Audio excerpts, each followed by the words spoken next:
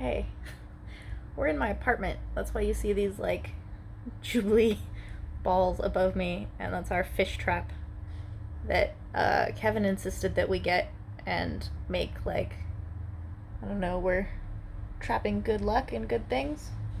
We actually have several in the house, and I think they've actually really worked. I was like, Kevin's a dork when we got him, but I think they've actually done significant things in the overall scheme of our lives and career here in Thailand. Um, so I was writing a diary entry just now, and Kevin was like, vlog it. So I'm much less articulate and concise when I'm talking. I'm better at writing. But you get to see the reality of how tired I am right now. I'm like giddy tired, which is really good. I like being this way. I've been tired for many, many years, pretty nonstop. Um, the older brother of this guy who's fighting tomorrow from our gym, he's been a student of Crew News for a really long time. And they've brought a bunch of their students from New Zealand to the gym.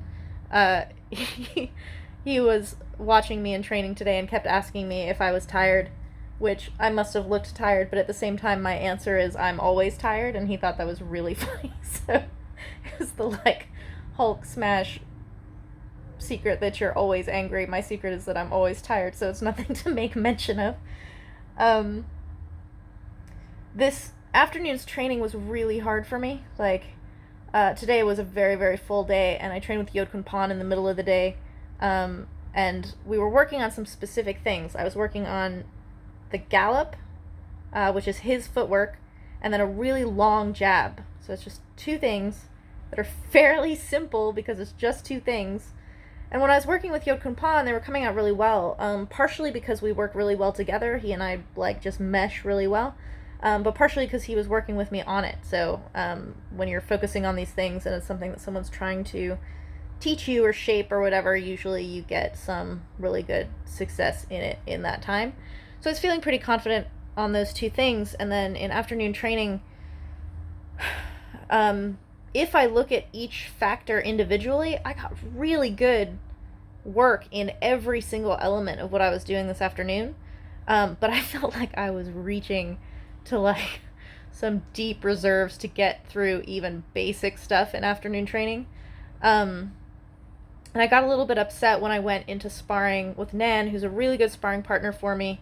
And I was just trying to do those two things. I was just trying to do that long jab and gallop, and I could not get it to work. There were moments that it worked, but I was basically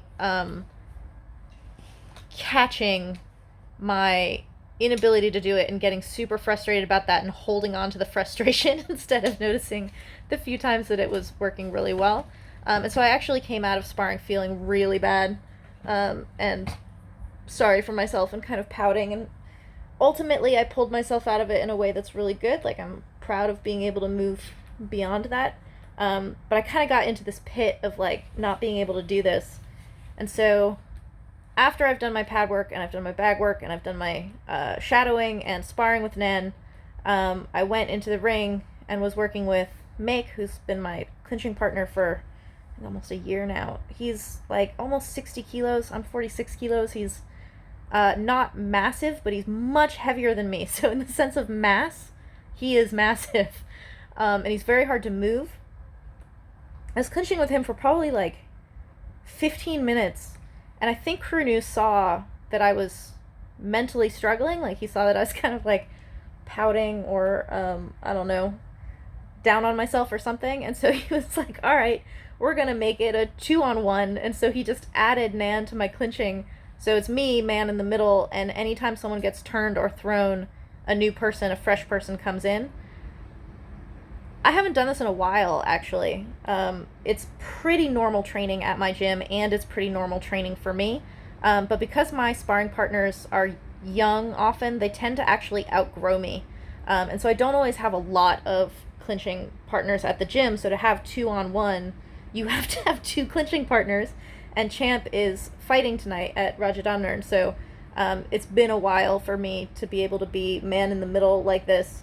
Nan is also short, but heavy. So she's like 63 kilos. She's actually heavier than Make. When you clinch and like get a dynamic move, like you turn and throw someone, this is your moment to breathe. You actually, and by you I'm talking about me, I throw people in order to get a chance to come up for air. Like I actually kind of use it as an escape. And Krenu's kind of been yelling at me lately in my clinching to act more Muay Cow. He wants me to come forward and be more relentless and things like this, which is 100% something I should be really working on. Kevin yells at me about it too. I kind of push off to take a break. So I have both of them telling me the same thing, and I'm not doing it to the extent that I should.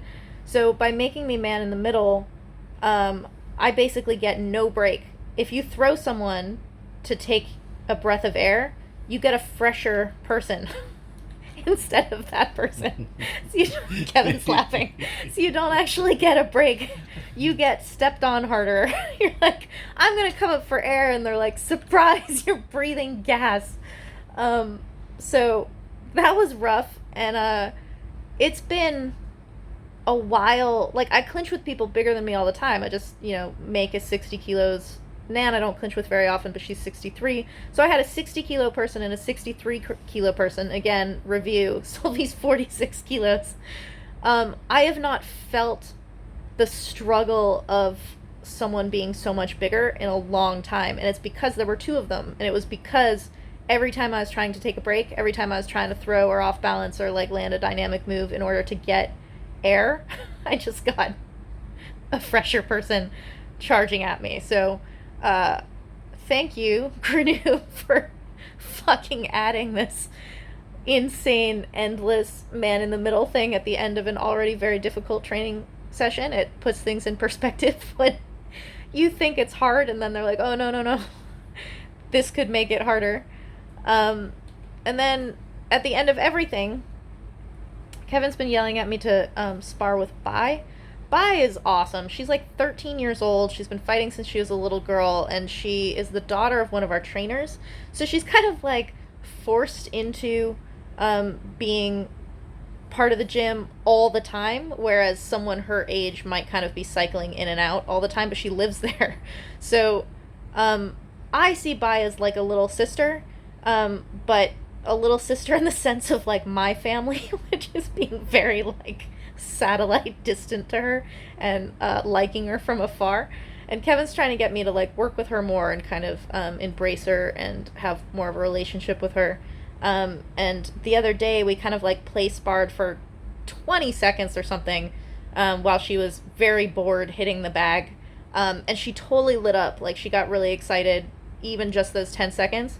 I tend to be too shy to ask her to work with me because I know that she's like kind of afraid of me, but she's also so badass that today when she reluctantly agreed to do kick sparring with me for just one round, she actually got way into it, and I had a lot of fun with her. And ultimately Krenu came in and like gave us both a little bit of instruction, which made me really happy because it not only cemented my relationship with Bai, but also her relationship in the gym as legitimately part of the gym instead of just like Gok's daughter, who we bring in to clinch with the Western girls that are smaller that come in and don't know what they're doing. Bai's really good. Like Bai has lots of experience, so when she gets to come in and play and kind of like build on the actual skill and experience that she has instead of just kind of being thrown in as like a training partner for other people, I think that's really cool. And I don't like to give Kevin points. I don't love being wrong. But Kevin was right. And I wasn't wrong. I just have been very, very slow at actually inviting her to come train with me. But that was fun, and it's something we should do again. And that's my long rambling vlog, because I'm giddy-tired. And more training tomorrow. More tomorrow, because you know what? You don't fucking get credit for stuff you already did. If there's an ED at the end of it, it's done. You gotta fucking go do it again tomorrow. So that's what we're gonna do. Sylvie out.